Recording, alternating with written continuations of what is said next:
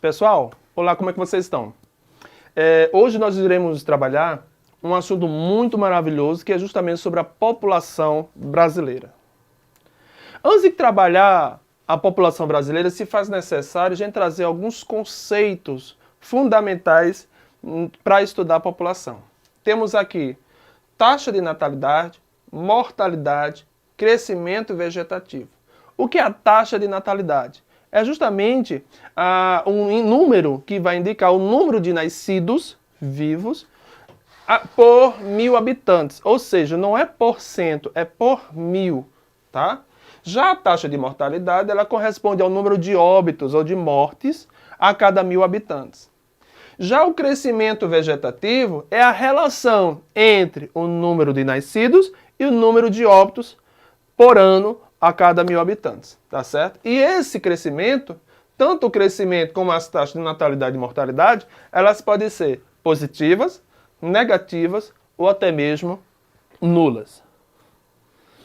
E aqui vale também ressaltar a questão da população relativa e a população absoluta. Quando eu falo que um país ele é superpopuloso, mas é pouco povoado, não é algo contraditório. Quando eu falo em população relativa, eu estou falando na distribuição da população pelo território.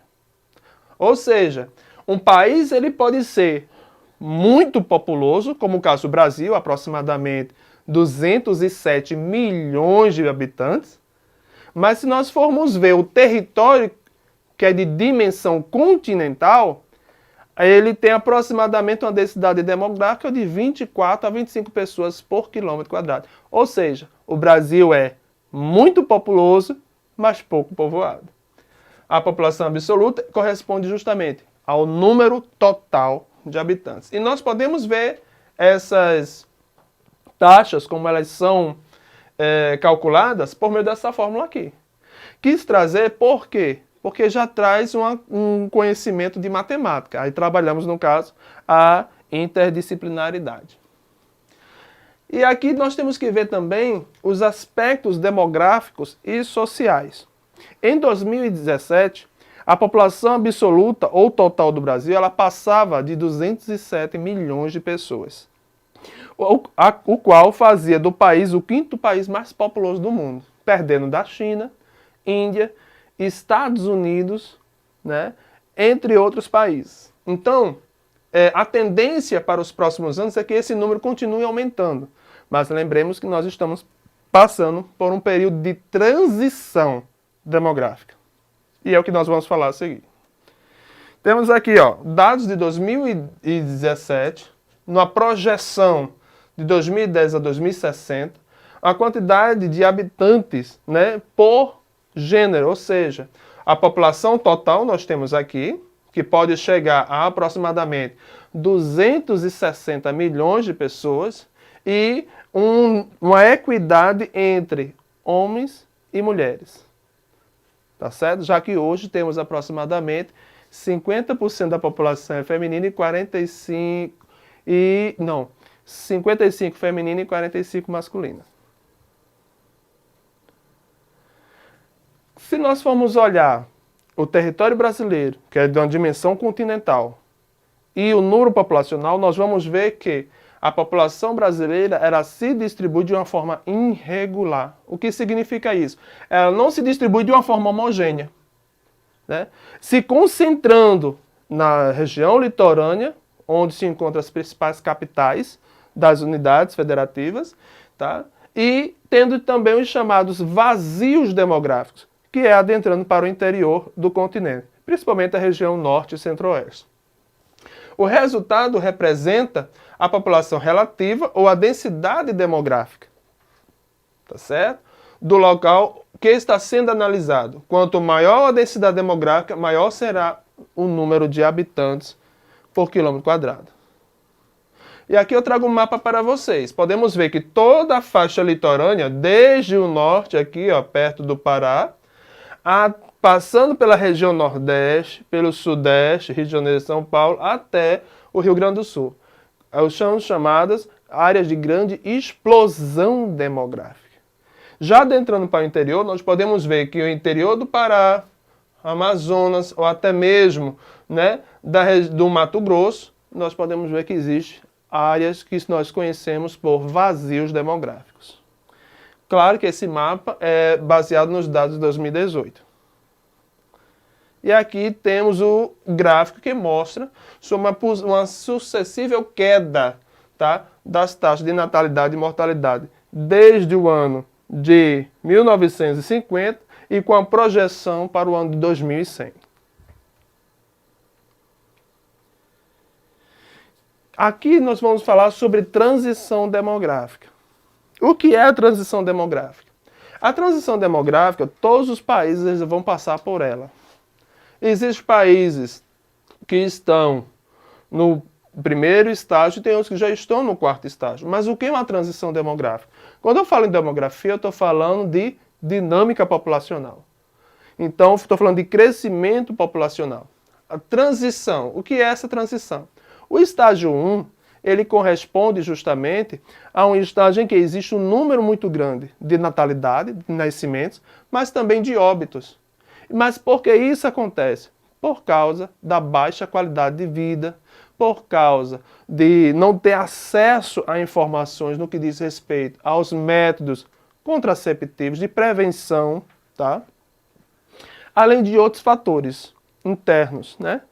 Já temos o estágio 2, que existe uma alta taxa de natalidade e uma queda da taxa de mortalidade, né?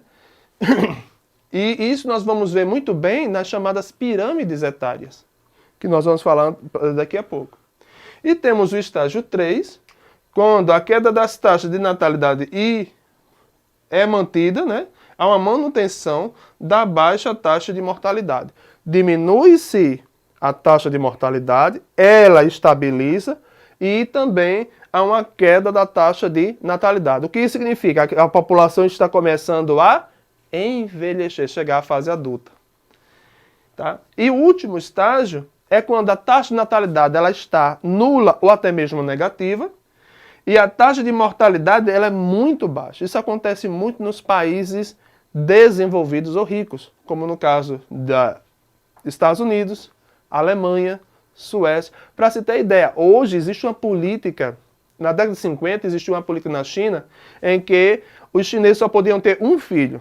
E aqueles que tivessem mais de um filho pagariam impostos a mais. Já em países como Suécia e Alemanha, cuja população, o nível de crescimento populacional é baixo ou até mesmo negativo, eles estão incentivando a sua população justamente a terem filhos e estão, inclusive, incentivando por meio de incentivos fiscais, a isenção de imposto, entre outros fatores. E aqui a gente vê a divisão ou estratigrafação, classificação da pirâmide, né? Entre o sexo feminino e o masculino. Nós estamos vendo no Brasil um movimento que até então não tínhamos visto. A partir dos anos 1970 começa a ocorrer um declínio da taxa de natalidade. Por que isso acontece? Por alguns fatores. Um deles, a população deixou de ser totalmente rural. Hoje nós temos uma população predominantemente urbana, né? O acesso à informação, o acesso aos meios contraceptivos. Hoje nós temos acesso, inclusive, por meio dos postos de saúde ou dos PSFs, né? De preservativos, inclusive de cirurgias, como a questão da vasectomia, entre outros, né? Formas estas de evitar de ter filhos. Tá certo? E também está também atrelado à inserção da mulher no mercado de trabalho. Então hoje as pessoas estão mais interessadas, algumas delas, em promover um crescimento econômico, promover a sua carreira profissional, em detrimento de ter mais filhos. Na década de 50, se tinha uma média de 3, 4 filhos por família.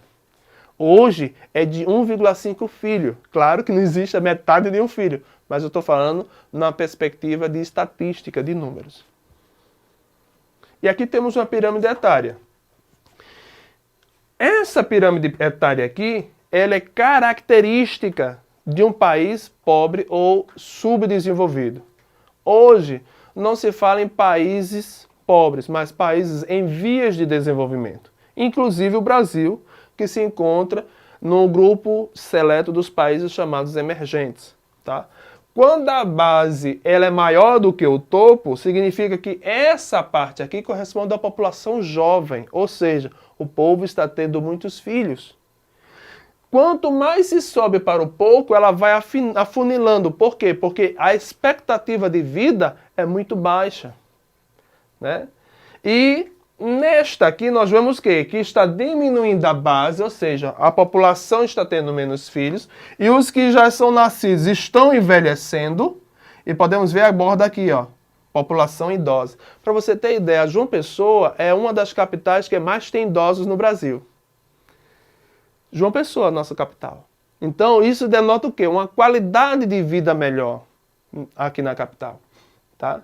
Então, pequena taxa de natalidade, pequena proporção de jovens, grande proporção de adultos em idades de trabalhar, inseridos ou não no mercado de trabalho, e de idosos, elevada esperança média de vida, população envelhecida, quem não quer envelhecer, né?